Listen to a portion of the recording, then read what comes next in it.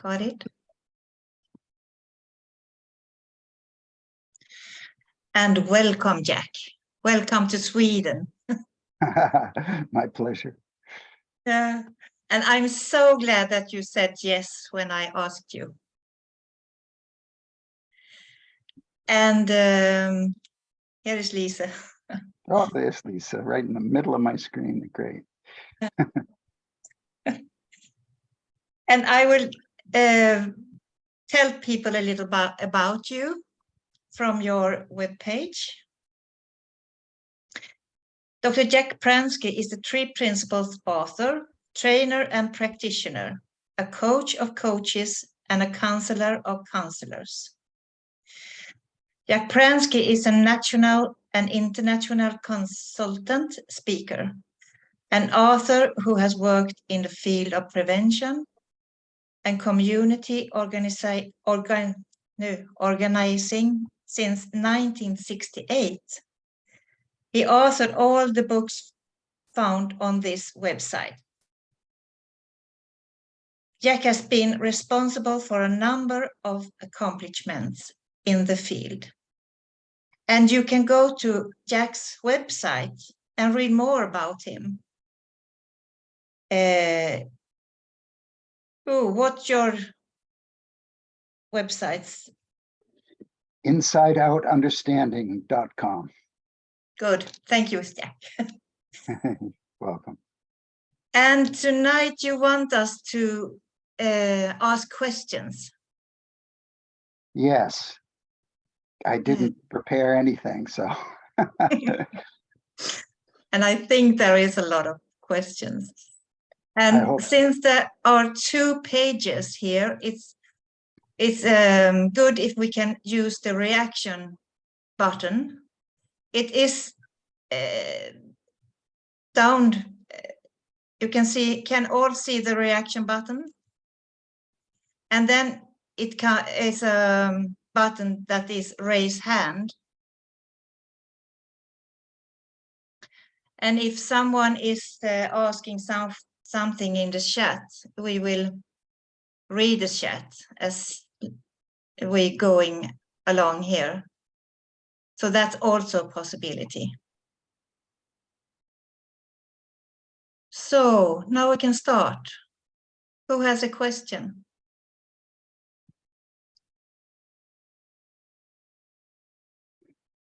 By the way, since we've got 2 pages going, if people have a question on the 2nd page, I'm not going to be able to see it. So I'm going to rely on you to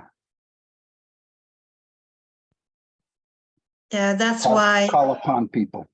Yeah. But that's why when you use the reaction button, the one who is asking the question is coming to the first page. Oh, okay. So it will. So we have a question from Ivan. Great. Hello and welcome. Hello, thank you. I think I was at that training you had in Sweden back in 2014, 2013, something like that. I think you were. Absolutely. Yes. The coach. You were then. Yes.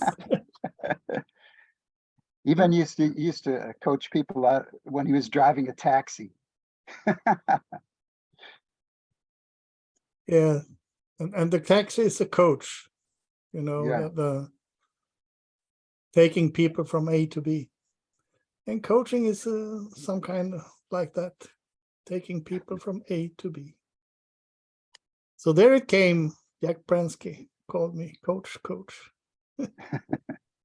But my question and what I want you to talk a little about is this: what and why? Do you know what I'm talking about? No. Can you say it again? What and why? You know, how do I use the principles? And Do you mean in your own life? You know it. Generally, what is the principles? is answering every how question. And you talked about that in the webinar you had a couple of years ago, and I found it very intriguing. All right. I mean, if I'm a little off in what you're asking, you know, just jump in and direct me again. But a lot of people have gotten the three principles wrong in terms of what they are. They are just a description of the way that our experience of life comes into being moment to moment. They are nothing but that. They're not a prescription for how to live one's life. They're not, you know, if anybody hears the word should, you know, you should do this, you should do that, that has nothing to do with the principles. It just tells us how our experience of life is created moment to moment by universal mind, universal consciousness, and universal thought, how they interact together, how we use them for our lives. And that's all there is to it. And we can't get away from the principles. So in a sense, we're using them at every moment, whether we know it or not. Every moment, our experience of life is being created by our use of these three principles. And whether people understand the principles, whether they know the principles, it has nothing to do with it, because these principles just exist and we use them in any way we want to create our lives with. Even when we don't want our life to look a certain way, we're still using the three principles in that way so that it gets created that way for us. So is that what you were asking? Yes, perfectly. Okay. Yes, and my big insight was when I became aware about I am the thinker in my world. There is nobody else putting thoughts into my head. It's me all the time, every time, 100%. That's true. And from that insight, everything became simple. Because there is no other way I can create my world. No other way. Well, I would add to that. I would add something to that. And that is, Please do. every time you think a thought, every time I think a thought, every time anybody on this call thinks a thought, or throughout the world, the universe thinks a thought, consciousness comes and picks up that thought and throws it back to us. And we get a real, so quote unquote, feeling from it, or a real experience from it. So without consciousness, our thoughts, you know, we could have thoughts and they would just go floating up into the universe and it wouldn't affect us whatsoever. But because of the principle of consciousness, every time we think of thought, every time we think a thought and believe it, we get an experience of what that thought is doing to us. So if we get a thought of fear, we are going to experience fear. We are going to have a feeling of fear. There's no way to get around it. You can't have a thought of fear without having a feeling of fear, or worry, or bother, or happiness, or joy or love or compassion or violence or, it's whatever we come up with, that's what we're going to get because of consciousness.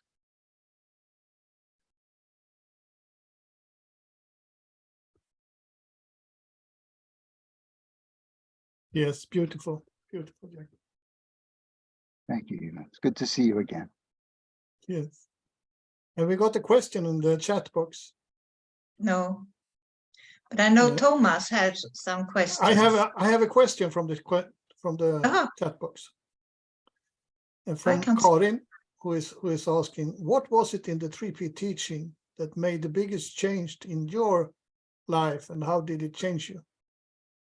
Question. Wow, that's a great and difficult question to answer. Well, I would say two things. The first thing was or maybe it's many things, I don't know. When I first had an experience with Sydney Banks, he totally blew my mind apart. And I was hearing it way, way, way beyond my intellect. So there were no words. So it's really very difficult to describe. But what I can say about it now in retrospect is that I was believing that the world was created from the outside in, that my feelings would come from whatever happened to me in the outside world, what people said to me, what people did to me, the circumstances I found myself in life, the situations I found myself in life. I really believed that that's what caused the feeling in me, and that in a sense, I was at the mercy of it. And when I was listening to Sid Banks, what I heard was, wait a minute, Jack, you've got it totally backwards. It works exactly the opposite than what you have been thinking your entire life. It works from the inside out. Our feelings can only be created from the inside out, from our use of the three principles, as I said before. And that, I mean, I can't even begin to tell you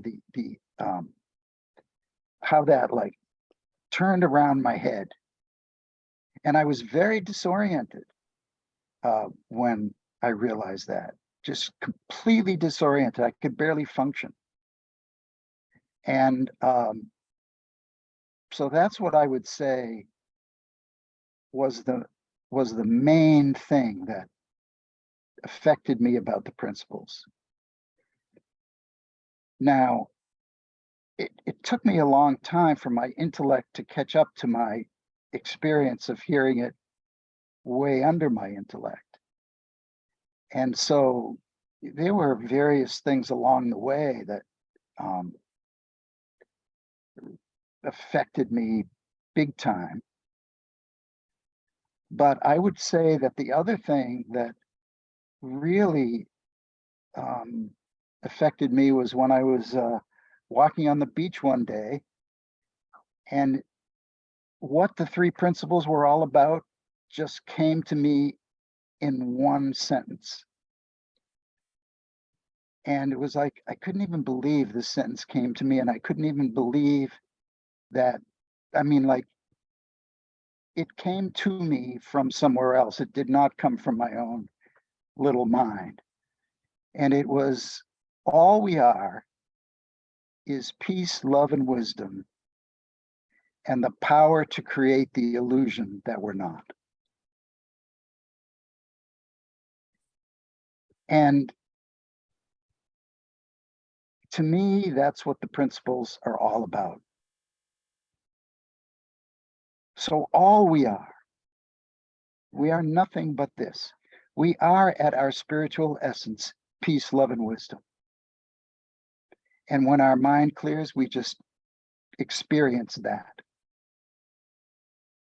Because that's who we really are. Nobody can take us away from it. What we can do is use the three principles to give us the illusion that we're not peace, love, and wisdom. So we can fool ourselves into thinking that we're not, and therefore get the experience that we're not, even though we really are. And that's what we do most of the time. So basically, it was those two things, I think, that really affected me most.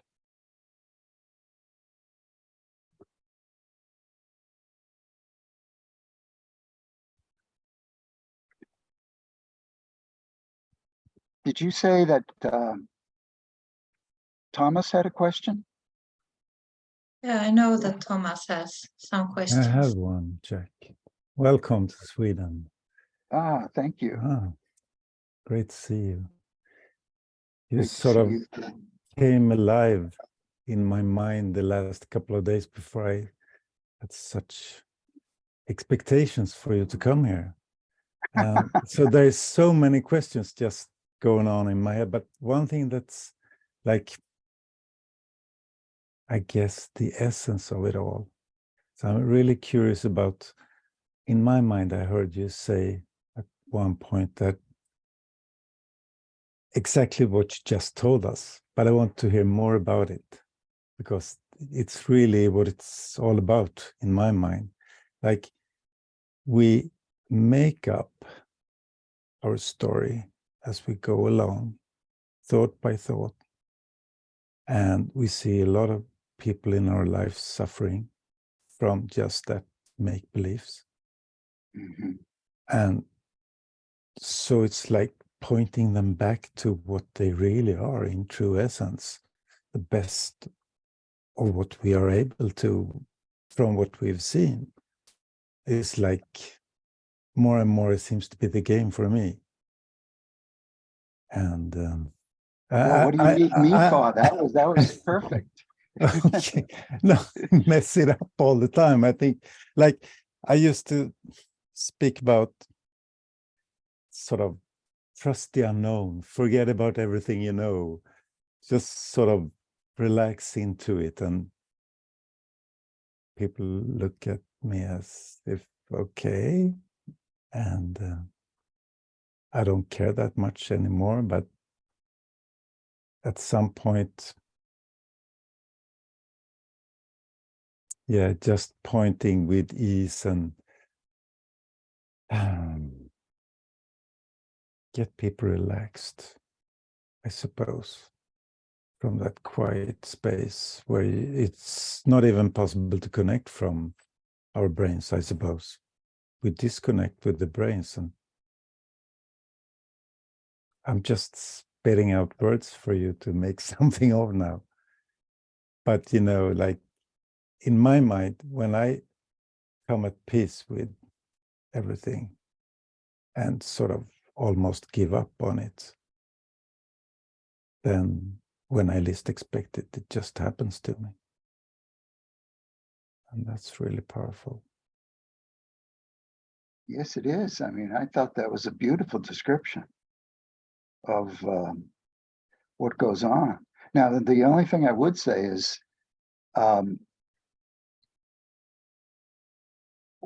if we say something to somebody about the way that the principles operate, and they either their eyes glaze over, or they want to run away, or they start arguing about it, it means to me that we're not listening deeply enough to them. And we really need to, if we want to have an effect on people, we need to listen better than we're listening. And by better, I mean, we become total blanks. We are just blank. We have nothing on our mind. And we are, because very often when we listen to people, we start having thoughts, and then we're listening to our own thoughts. We become totally blank. And we just take the person in. And we hear things that are, let's put it this way. If we are blank enough, we hear things from universal mind speaking to us that guide us.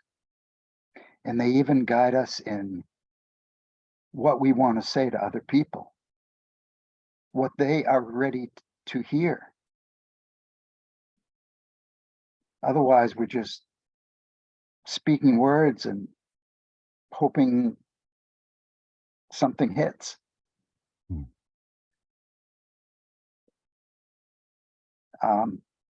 This thing about deep listening is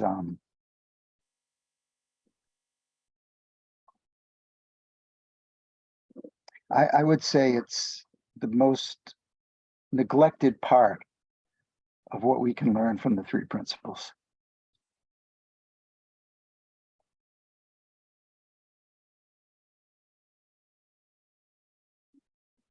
I'm not sure whether I responded to your question or comments adequately, but that's what came to me. What came to me is like it's so the other way. We're so used to listen for something. Like, Yes. and to listen blank. It makes sense to me, but like it's not a doing, obviously. Just letting No. go of whatever you think you need, have to, or become, or just be with the other person. I hear you, what you say. That's what I hear.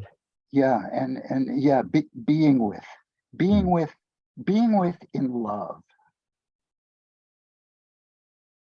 You know, it's kind of weird, but when we're sitting down with someone, and you know, this is a beautiful human being. This is someone who is at their spiritual essence. They are pure peace. They are pure love. They are pure wisdom. They've just, like the rest of us, they get thoughts where they think themselves away from it inadvertently. And innocently, it happens innocently. So we have this beautiful person sitting in front of us. And if we allow ourselves to just be with that person, we would feel that. And they would pick it up from us. And that's why I say being with someone in love, because we are naturally in love with the essence of that person. Because it's like our essence meets their essence. And they can feel it. First we feel it, then they can feel it. And that's what kind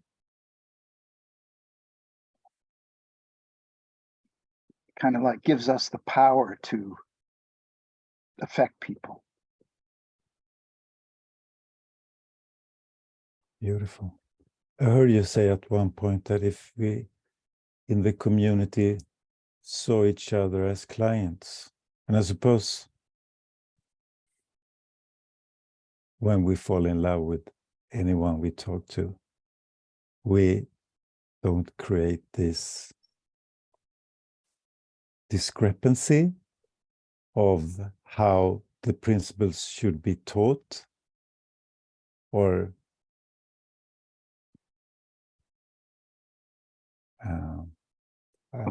I'm off my ground here. No, I mean, That, who says the principles should be taught in any particular way? Who says? You know, I someone, can yeah, sort of get those feelings sometimes. someone made that up, you know, with the three principles. Someone made up the fact that the three principles should be taught in a particular way. And maybe a few people out there made that up, but it doesn't mean anything. Like when we're sitting down with someone as a coach or as a counselor or whatever, and attempting to help them understand the three principles. Well, I should just speak for myself. When I'm doing it, I've got nothing on my mind. I'm not trying to get anywhere with anybody. I'm not trying to teach them anything. I am just being completely open to what comes to me in the moment, out of deep listening. And that's what I'm going to say, whatever that is. And it's always a surprise. You know, I really don't, I'm really in I don't know mode. I really don't know until something occurs to me, and then I know.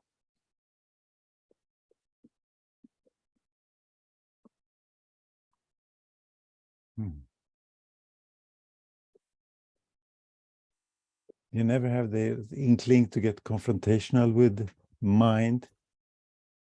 When Get confrontational with mind? Now, sort of, can I say this? Like, might this hurt the other person? Or like, are the other person ready to hear this? Or like, well, if I'm guided by wisdom, Thomas, then it that takes care of it all. I mean, wisdom is going to tell me what I can say, what I can get away with, what I can't get away with. I mean, some pretty outrageous things have come to me, and you know, I'll say to myself, maybe, ooh, should I say this? But if I know it's come from wisdom and I say it works. It has an effect, even if it seems totally off the wall. Because like I said, it didn't come from me. I just heard it, you know, and that's beautiful. Yeah, that's really beautiful. It's like we have to surrender to what comes and trust it.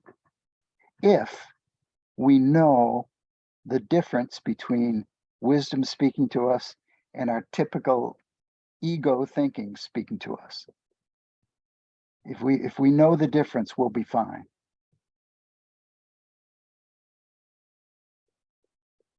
And wisdom, aka love. Same function. Yeah. Oh, thank you so much. You're welcome, Thomas. Thank you. That was great questions. Who else do we have here? Another question from the audience in the chat. It's Peter Lindegren Österholm.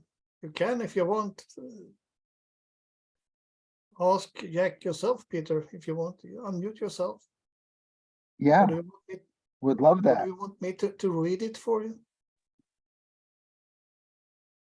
I can ask, but Yes. my English is not so good.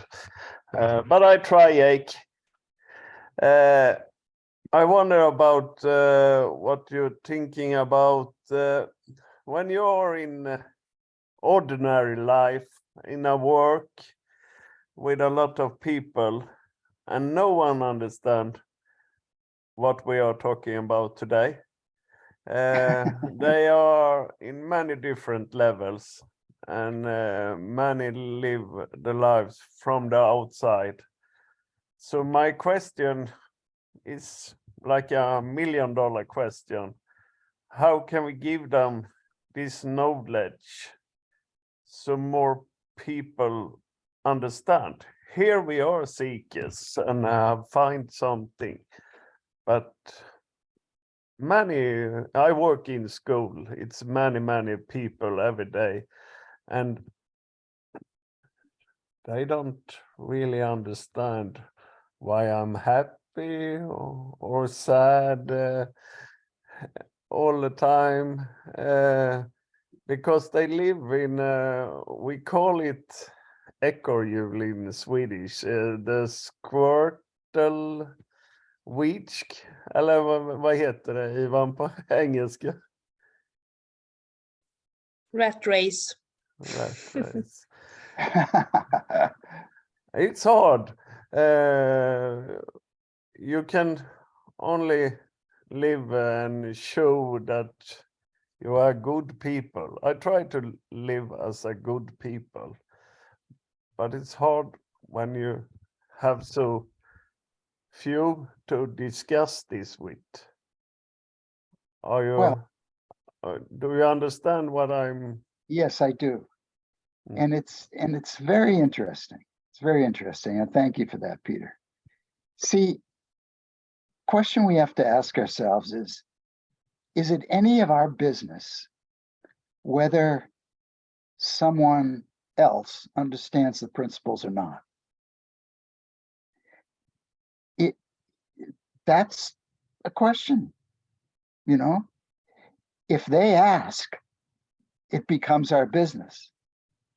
But if they don't ask, is it our business? And because if we start trying to tell people about the three principles and they're not ready to hear it, it's going to fall on deaf ears anyway, and we may as well save our breath.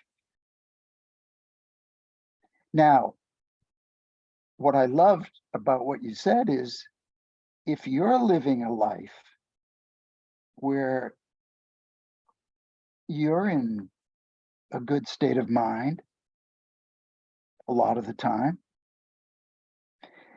and that's enough. Now, other people might get curious about why. What is making you be in that state? And if they get curious, that's our opening. Ultimately, we can only take care of ourselves.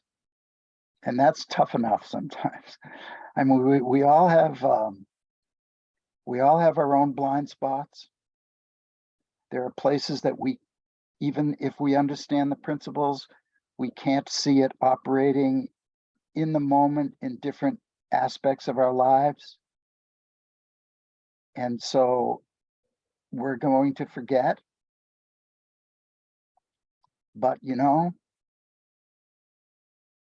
if we have a deep enough understanding of the three principles, at least we will know that even though it looks like it's coming from the outside world, it really isn't. It's really something we're creating, even though we might not know in the moment how we're creating it. And if we focus on living our own lives in a healthy state, that's the most important thing.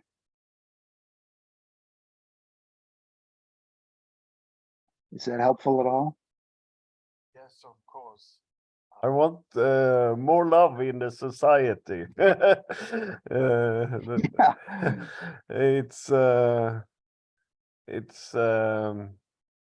It's dark times with economic and wars, and so I want to spread more joy to people. And it's hard when everyone is worried about everything. Yeah, well, it would be nice, but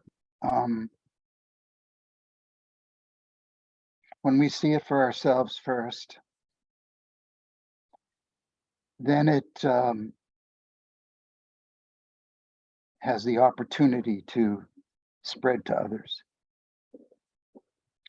And if we put the cart before the horse by trying to spread it before we're experiencing our own health, or even sometimes when we do, if they're not ready to hear it, like I said, it's not going to go very far. Now, interestingly, you know, there are things that come up in life. There are things that come up in life that are big surprises that knock us off of our understanding. Just 2 days ago, or was it yesterday? I went to the movie, and I went to pay for the movie, and I pulled out my wallet, and I looked in there, and I didn't have enough money for the movie. And I thought I had like about $150 in my wallet. Where did it go? Not only that, I had stuck a couple of $100 bills in a secret compartment, and they weren't there either. So somebody got into my wallet and stole about $360 from me. Now, at first, I mean, my first reaction was, oh my God, how could somebody do that to me? And I got a thought of fear, you know, that I wouldn't have money for things. Now, a couple of hours later, I thought, oh, well, I mean, it's really unfortunate, but there's nothing I can do about it. I have no idea what happened. I vaguely recall leaving my wallet somewhere. I can't even remember where, but I vaguely recall that. And I recall, like, I was at a store and I might have had to run to get something and kind of left the wallet with that person, but I don't know. But it's like, oh, well. So at first I had a thought, this is horrible. And I got feelings of anger and fear, and I was living in that. And then a couple of hours later, I have an oh well thought, and I'm pretty neutral about it now. And that's the 3 principles in action. Yes, I have it every Sunday when I soccer coach on the games. I'm very, very upset, but after a couple hours, I'm myself again. Yeah, I mean, It's life.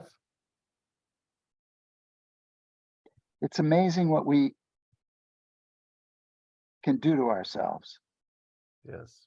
Because I could easily have stayed in that state of anger and fear. And what good would it have done me? So I don't have my $360 and are in a state of anger and fear on top of that, or I don't have it, and it's like, oh well, such is life, you know. Yes. Thank you, Jack. Yeah, you're welcome. Thank you.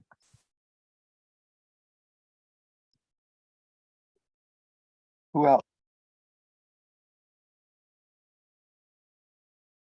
Are there any questions in the chat box? No?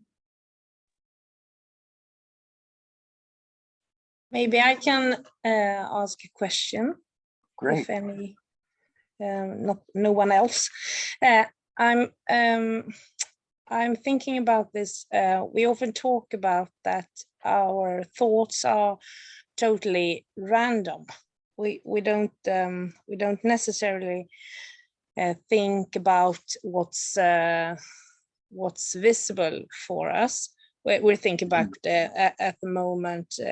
There's, as someone else mentioned, there's war, there's economics, hard times. It's easy to think then that all our thoughts, or many of our thoughts, is about the surroundings, the war, the children's school. We are talking at this webinar. I'm thinking about what you are saying, what's all the other attendees saying. My thoughts are about what I'm experiencing at the moment. But despite that, sometimes we're talking about that. That's not the case. All my thoughts are totally random, and I have a bit hard to get that. I think that I'm thinking about what I'm looking at.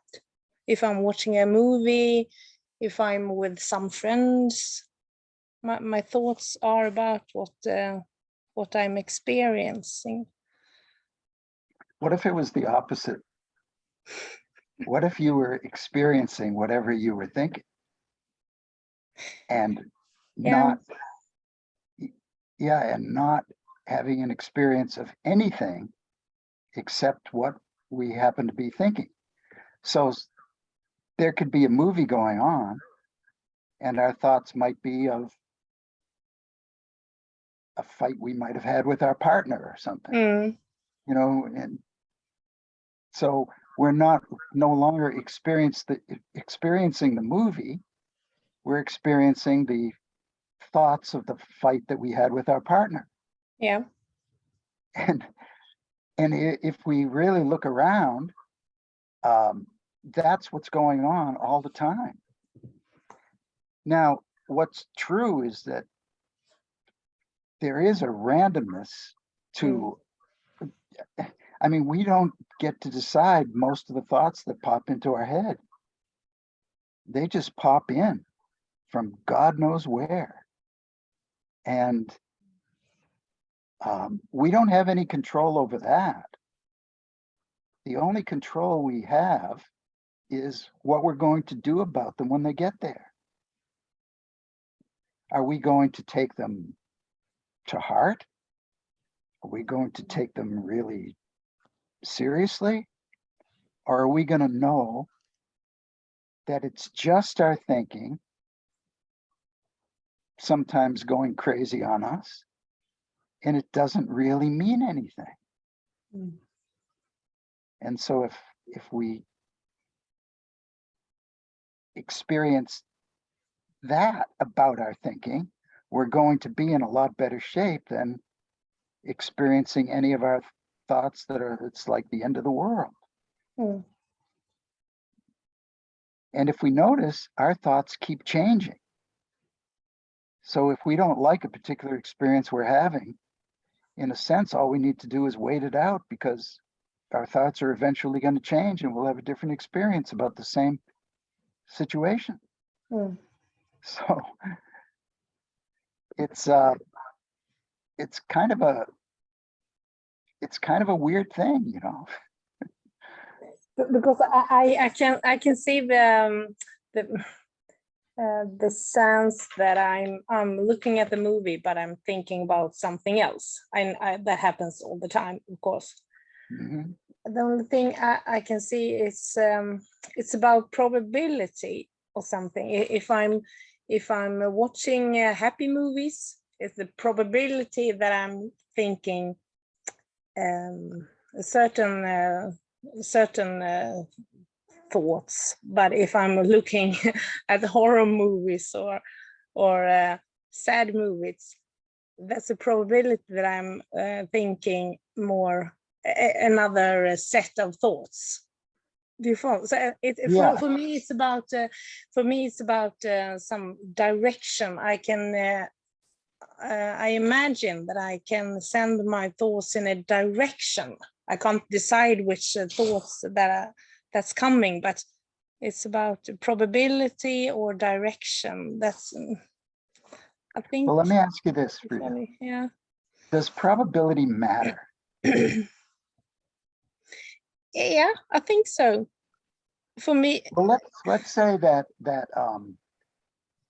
you're in a comedy movie mm, and you don't think it's funny at all.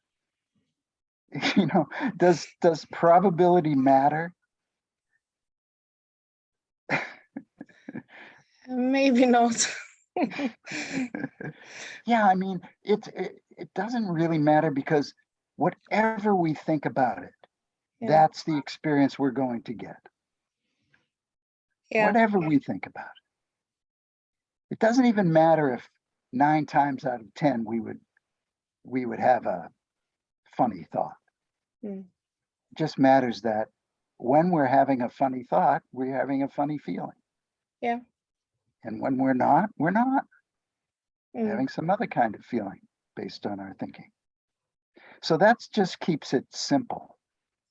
yeah, You know, it gets too complicated otherwise. yeah. Sometimes it is complicated for me. Yeah, We can do that. yeah. But some example. I've just had a weekend together with my family. I love them, and they are. I think they are funny and happy and so on. Usually, this weekend we all were at another mood. All of us. Mhm. Many of them were angry, and someone had a headache, and all the weekend, every one of us was in another mood, not that happy that we used to be, or so. And of course, I can see the probability that I can feel good anyway, of course, but the chance that I feel sad because of my sad thoughts is bigger when all the people around me is in the same mood.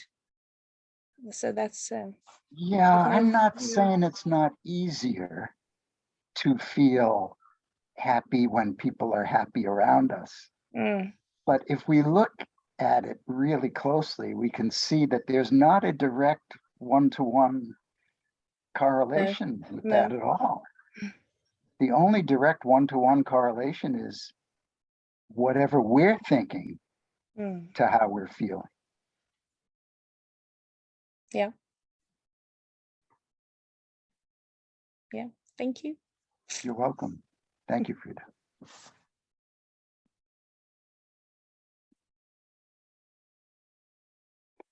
What else you got? Yes. Hello, Mr. Pransky. Nice to see you and interesting to hear you. Nice to see you too. Thank you. I have a question. I have really 2 questions. The first question is, how do you deep listen? And the second question is, how many thoughts can we handle at a time? How many thoughts can we handle in our consciousness or in our conscious at the time? Is it one or is it several? That's To me, I'll answer the second one first. To me, it's one. Sometimes those thoughts come in very rapid succession. But each time we have a new thought, we have a new experience, even if it happens like boom, boom, boom, boom, boom, boom, boom. So if we take a look at it closely, you know, a lot of times people have a thought from wisdom, and then they immediately think about it. And the two things look like they get mixed up in their mind, but really it's the one that is giving us the particular feeling that we have. That's the one that we're listening to at that moment. Does that make sense? a bit. A bit, okay.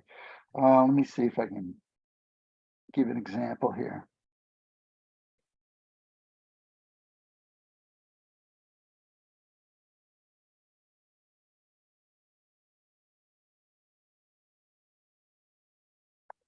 So I don't know why this came to me, but Lisa does these incredible singing workshops.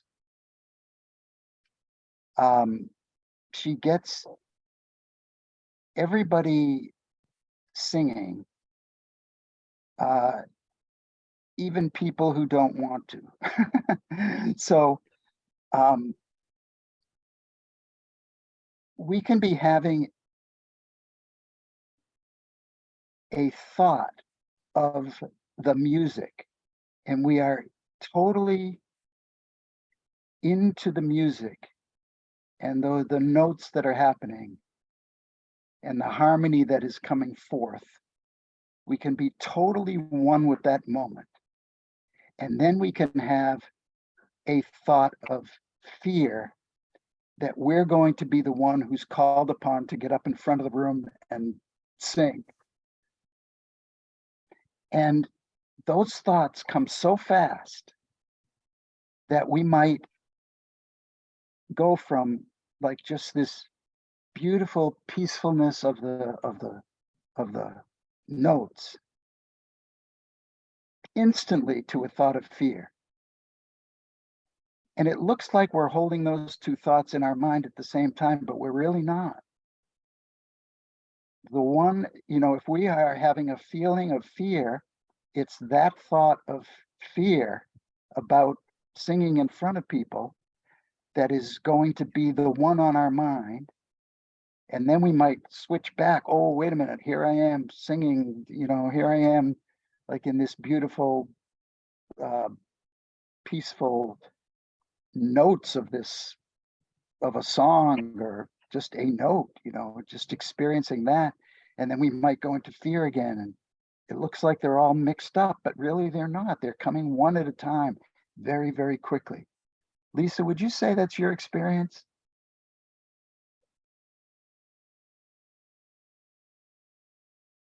Wait a second. Yes. You're unmuted now. Yeah, thank you. Yes, absolutely. You're absolutely right here that we can, and what you're talking about, that people are, okay, I would like to try, and then they step up and sing their song, and usually in the very beginning, people are so frightened, as you said, they thought 2 seconds ago that it was a good idea, and that was why they put their hand up, and then when they just got away from the chair, they got attacked of a lot of fear, and then and everyone can see it, everyone feels with people who are standing there, because everyone knows how it feels to be frightened and to be singing. I mean, that is where we really are showing a very, very big part of us. And then that can change in a split second to where people are totally in the room with all these loving people who are there, who are sending so much love to that person.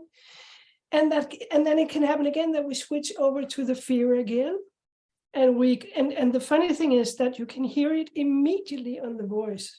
And that's why I love doing this, because it really shows the whole crowd what is happening, but it definitely shows the people who is standing there and trying to do this song.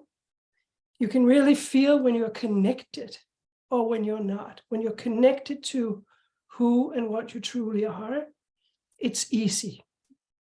You don't think about that now I want to perform the best way. No. You're sharing something here. And then you can fall off the horse, as I sometimes call it. And then you can go into your insecurity about, no, what am I doing here? It sounds terrible. I'm not good enough. All those negative thinking. And immediately that is what we're feeling. That is what our whole body is telling us. And if we don't know about this, we we usually believe in it. And that's what I think is the fantastic thing, that when we really see this, we know that we don't need to take it seriously. We don't go into the stories because it's not true. The first negative thinking, that's not true. Thank you, Lisa. Thank you. Richard, I think you asked, there was a first part to your question. Was that about deep listening? Yes. How do you deep listen? Okay. What if there were no how to deep listening? What if there wasn't a how to deep listening? What if it was just kind of like falling back into nothingness?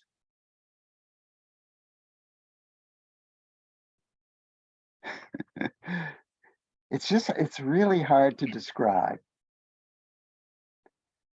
But what if we were just an empty vessel? With nothing on our mind? We would, at that moment, just be taking people in purely. So there's no how, because a how would only get in the way.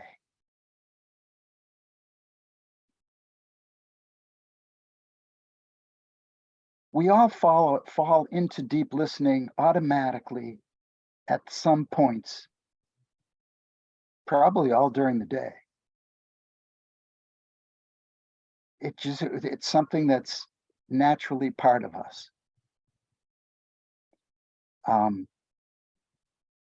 When we think there's something to do to deep listen, we're automatically off the mark because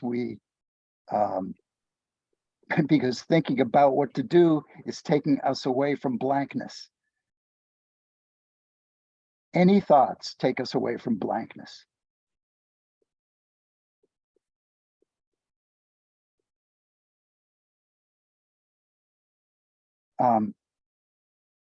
I had to do a coaching session with somebody right after I found out about my money being gone, or when I got back from the movie.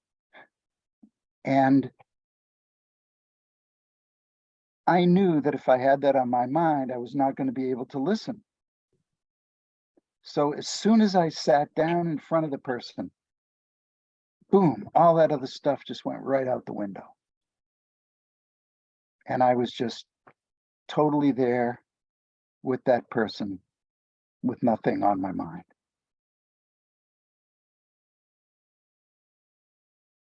So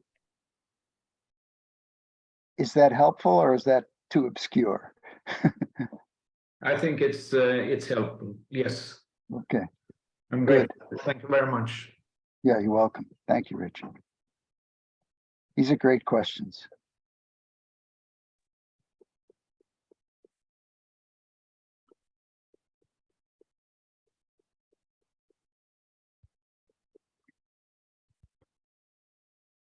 We have Anybody Lena. else?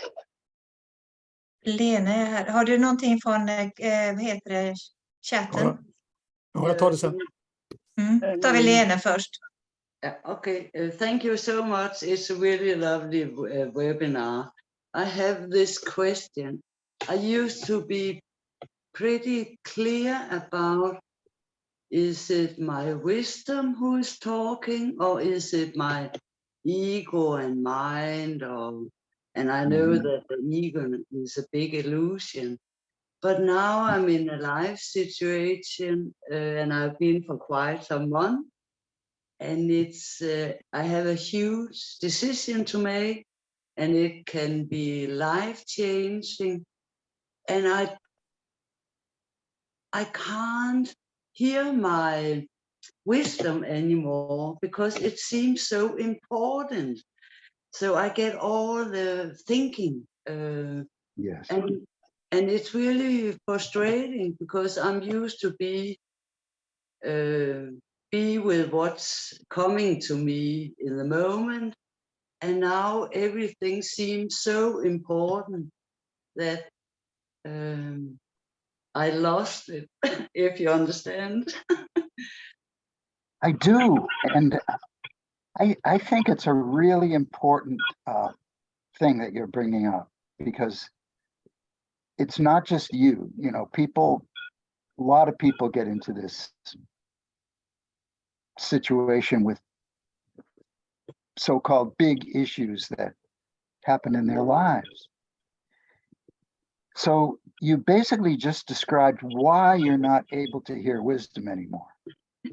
Because your mind is so filled with what I'm going to do, you know, and all that stuff. So wisdom doesn't have a chance of being heard. However, it is still talking. The metaphor from George Pransky is something that I love. Wisdom is always playing like a soft flute in the background, and then there's a brass band. And when the brass band is playing, you can't hear the flute. But it's not like the flute has stopped playing. When the brass band stops, even for a split second, then we're able to hear it. We're able to hear the flute again. So that's one thing that we need to know, or that would be extremely helpful to know, that it is there. All right. We just have covered it over inadvertently with our other thinking. So the question is, can we have more of an ability to find it, you could say? Yeah.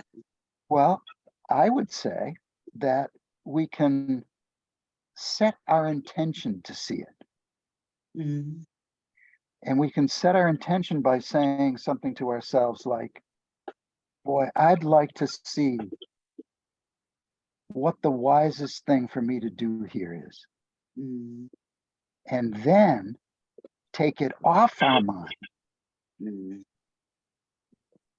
go about our business and see what happens, because then the intention is set to see it. And our mind is probably going to clear for a moment, at least at some point. And that's when we're going to get we're going to be able to hear something.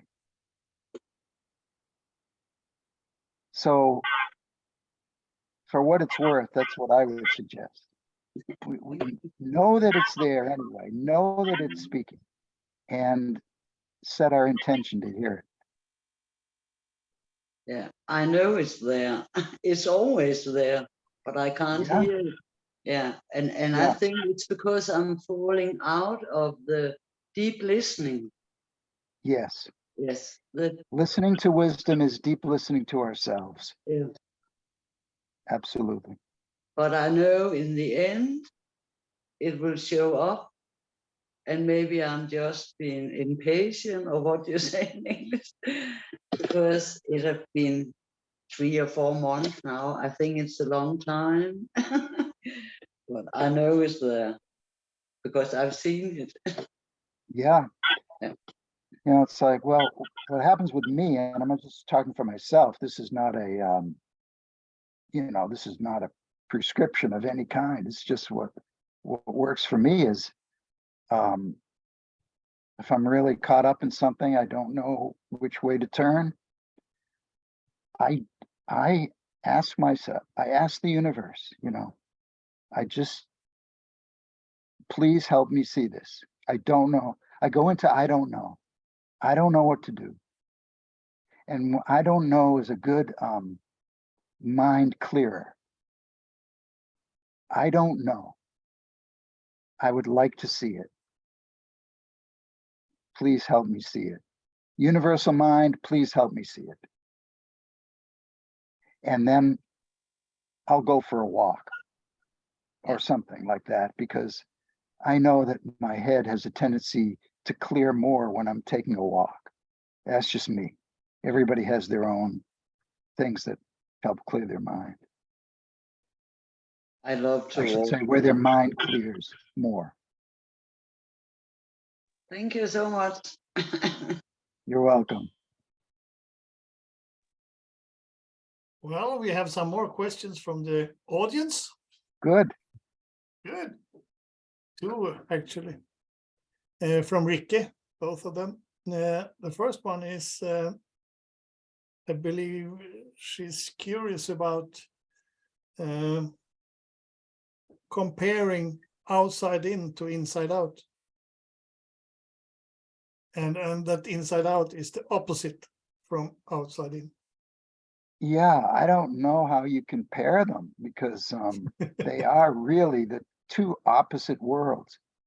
Yes. I mean, I'll just go back to what I said before. So, you know, there are situations we find ourselves in life. Outside in is those situations make us feel a certain way. Inside out is my thinking about that situation is making me feel a certain way. Huge difference. Different worlds. The situation can never make me feel anything. It's always the meaning I make of it for myself. This is one of the things that has really helped me recently. I realized that when we can separate out what is actually happening out there and everything else, we're going to be in great shape. So, I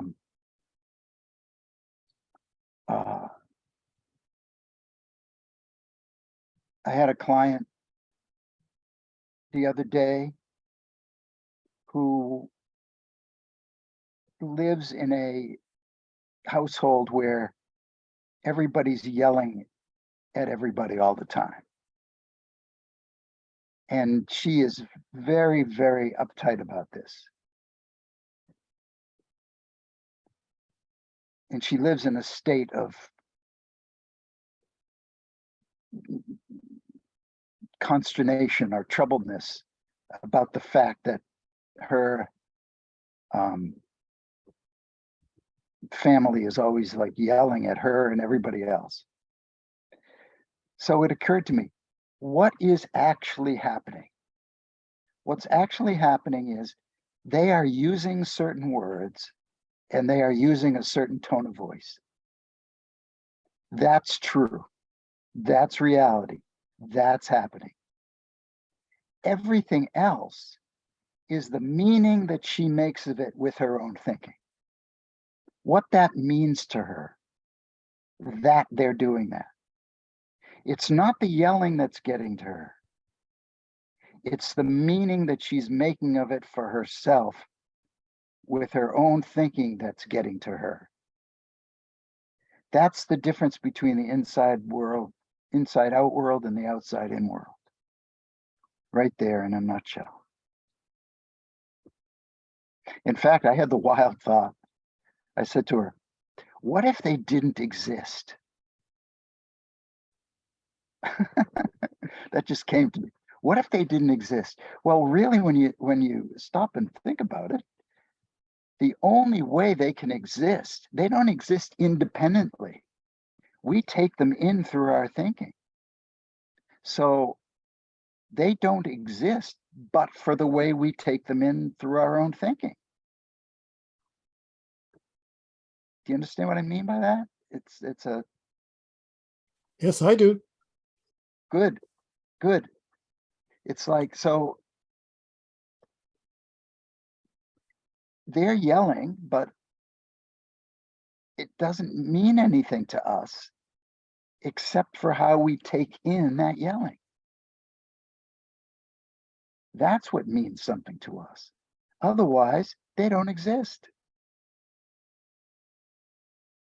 They can't exist independent of how we're taking them in through our own thinking. It's very humbling to think that way. another round.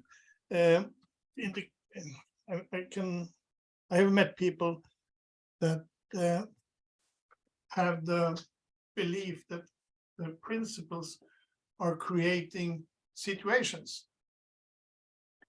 That the principles are creating situations. Yes. That's interesting. Yes. When it, Well, actually, it there's a really- whole school of thought that thinks that way. I shouldn't be that Can you surprised. talk a Yes. little bit about that? Yeah. The world of manifesting.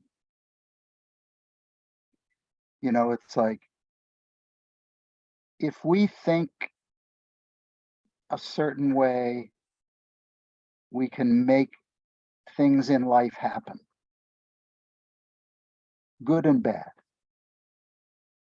Like, and we're actually creating what happens to us. Well, the three principles don't really take a stand on that, because that's something we can't really know or not. I mean, it's not been proved scientifically that our thoughts create things that happen out there. Because even the study that was done where people were thinking beautiful, loving thoughts around water, and that was making water look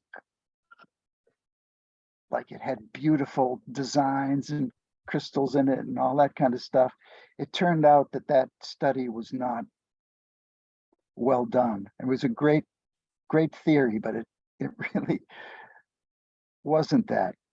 So, and they couldn't replicate it over and over and over again. So, all the three principles says with certainty is what we see is what we get. What we see with our own thinking is what we get in the form of an experience. Can say that with absolute certainty. Can't say with certainty if we think something, it's going to manifest in the outside world.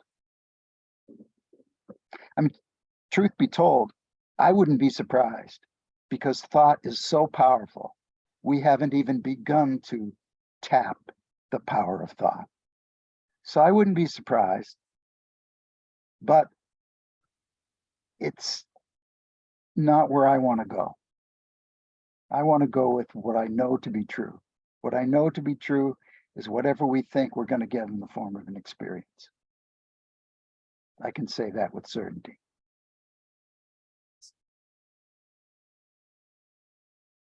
Thomas, it's up. You next. When you were talking before about thought, what we make of it, and it came to me, this is kind of a, I don't know, in my mind, it's a private question to you. What insight inspired you to write Seduced by Consciousness? I don't know. Kind of funny how it comes.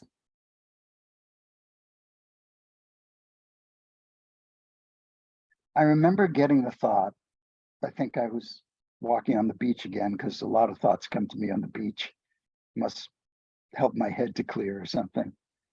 I remember getting the thought that our senses, it's like a seduction. You know, in this world of form here, we have our five senses, and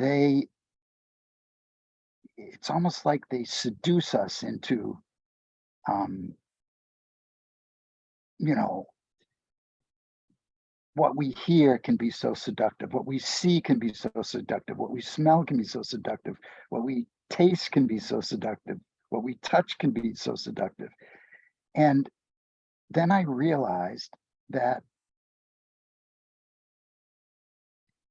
it's not really the senses that are the seductive thing. It's when our thoughts kind of like mix in with the senses. And it's like I was saying before, the meaning that we make of what we're sensing. And then I realized that's not even what is the big seducer. The big seducer is consciousness itself, because whatever we're thinking, we're going to be seduced by that. That's what gives us our experience. So any seduction is really our consciousness. And then I thought, whoa, that's big. Maybe there's a book in there. Now, I don't know if I had that other thought, but that's pretty much what happened to me. Okay. For whatever that's worth. Yeah, I'm getting curious about the book. In my mind, consciousness is, yeah, of course. And then state of mind comes in, but that's easy to misinterpret. Well, let me as say well. something about state of mind with regard to this. Whatever state of mind we're in, consciousness is going to seduce us into believing that it's true, that it's truth. So why do we have our free will to actually act on it or not? Or do we? Well, we have the free will to believe our thinking or not. No matter what. No matter what. That, I think, is our biggest free will. Is, we get to decide through our free will whether to believe it. That's huge.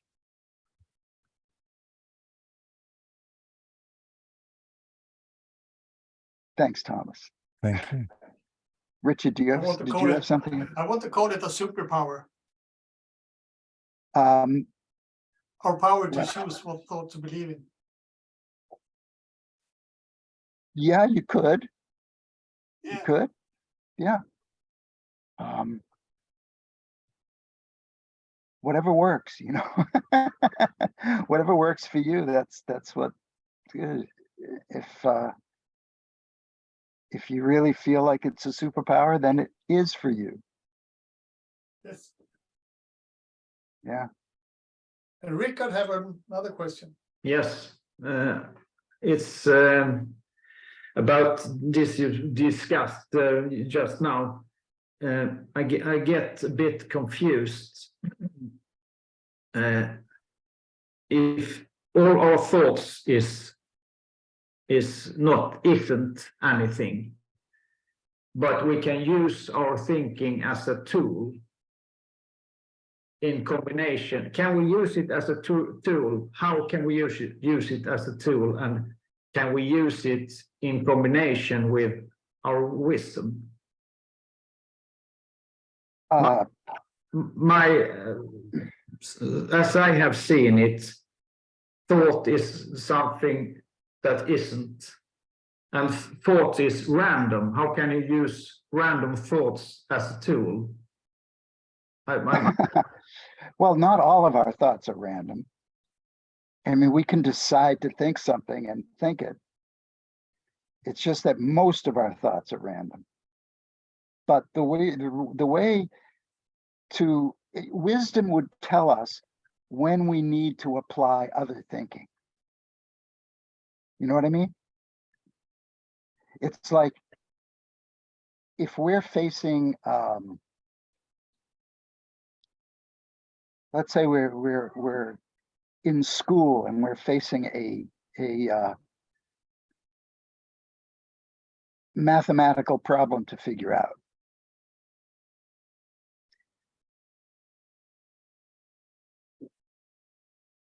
We want wisdom to tell us how it all makes sense.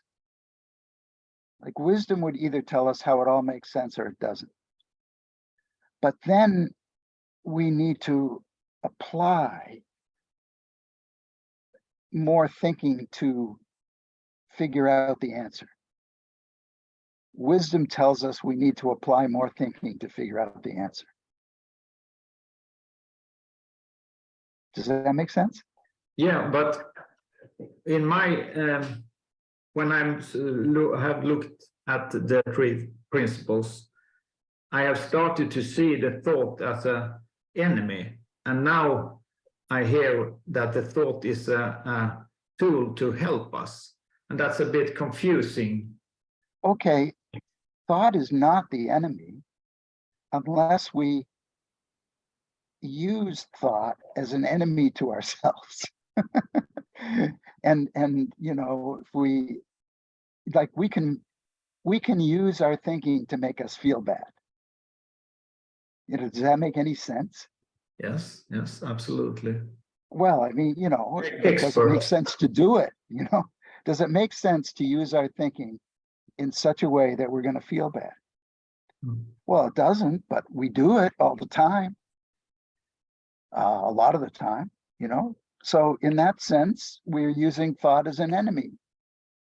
But that same thought can be used in the exact opposite way to lift ourselves up toward peace and love, or to become a clear channel so we hear wisdom speak. So thought can be anything. It's not an enemy unless we use it as such.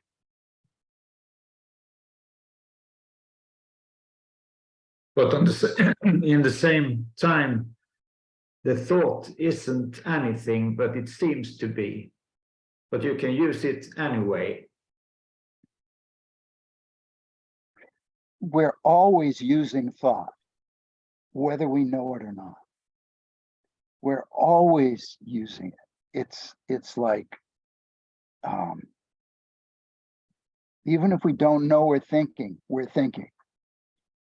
And so no matter, it's like you can't get away from it. We're thinking constantly, and most of the thoughts that get to us are the ones that we don't even know we're thinking. They're the ones that are behind the scenes, you know, calling the shots.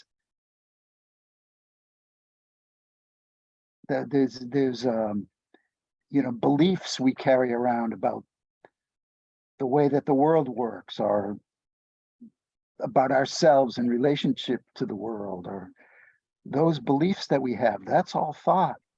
And that is what is telling us what to do, telling us what to think. So think the way to reach wisdom. Or the way to reach wisdom is when our head clears. Like when our head clears, wisdom appears.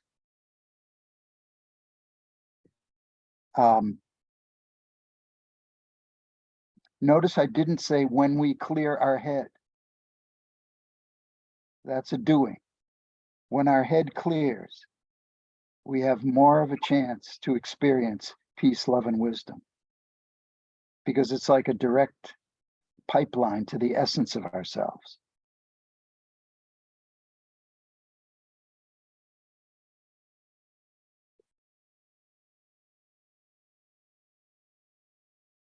Okay? thank you very much. All right, thank you. Do we have time for one more? Can I? Yes. Regarding what you're talking with, Rikard, is there a different way to try to think it or feel it? Sometimes when you want to understand something, we try to understand it with our thinking. And we discuss it and talk about it, but I feel the principles are coming from somewhere else. The answer what the principles are is coming from somewhere else. The answer of what the principles are. When we have a question about the principles, Uh-huh. I feel there is a difference to think and answer. It's like getting more thinking about it. And All right. I feel now when you are speaking, I feel it in a way instead. Oh, great. Because I think what you're talking about, Ilva, is the difference between our thinking that is based on our egos and our intellect compared with the thoughts of wisdom that come to us from another realm. We're going to have a totally different experience if we allow our thinking to go in the direction of our ego and our intellect compared to allowing it to just come to us from a clear mind.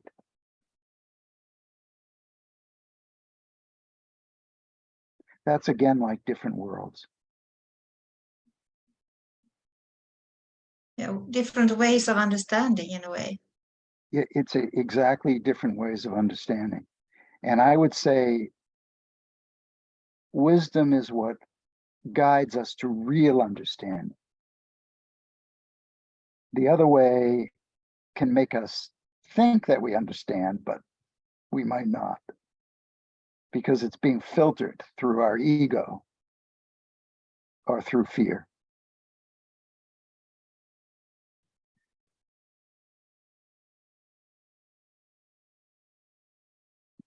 That's what it would be wise to stay away from.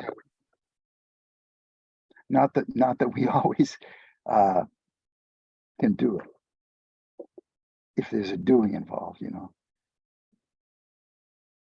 We're going to get thoughts of fear. Will we believe them as truth? We're going to get thoughts from our ego. Will we believe it as truth?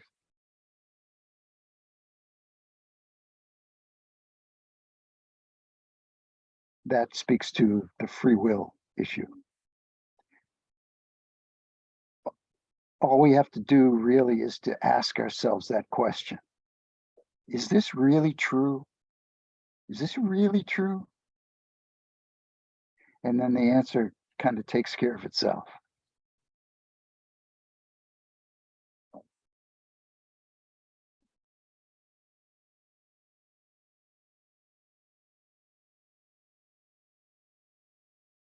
Thank you, Jack.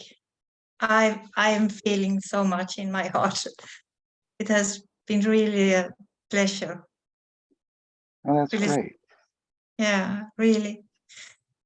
Are you still working, or if people want to reach out to you, can they do that?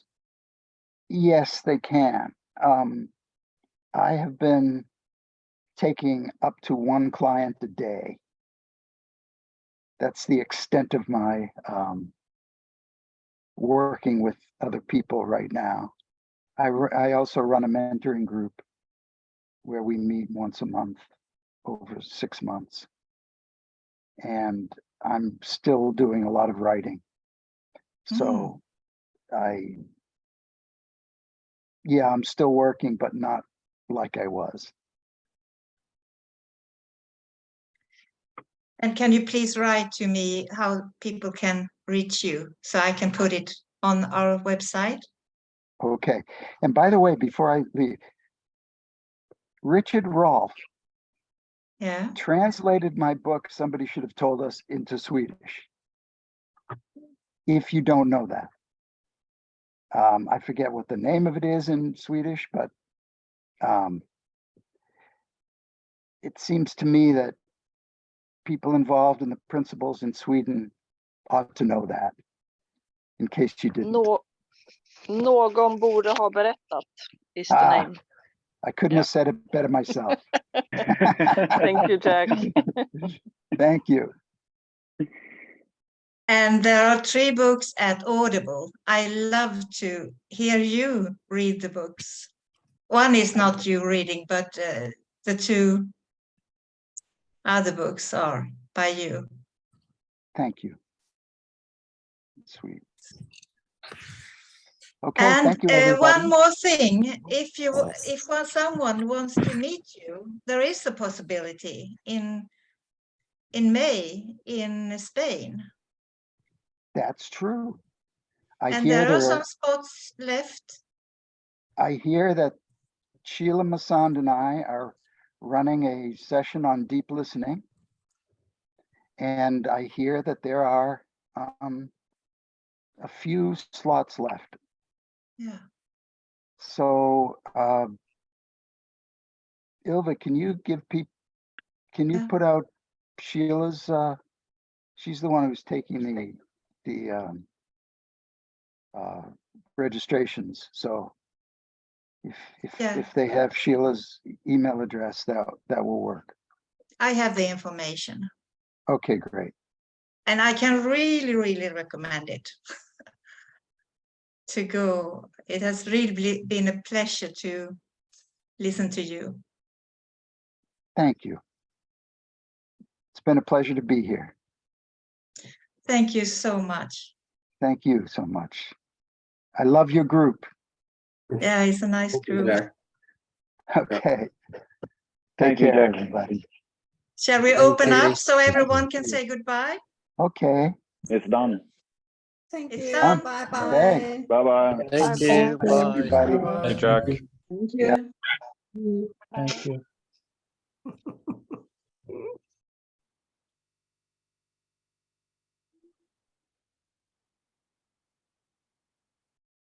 That was wonderful.